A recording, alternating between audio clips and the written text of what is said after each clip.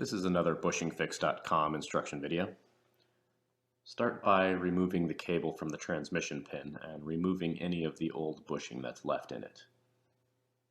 Once it's clean, you'll take the bushing and set it into place and set the installation driver on top of it, and you should be able to squeeze it in by hand. If it gives you any trouble, you can use pliers.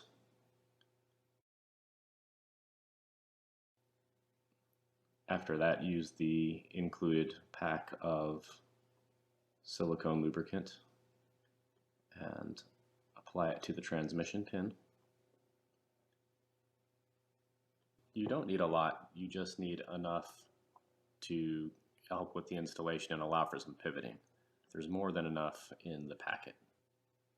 Then install the transmission cable onto the transmission pin and push it on with your thumb over the bushing.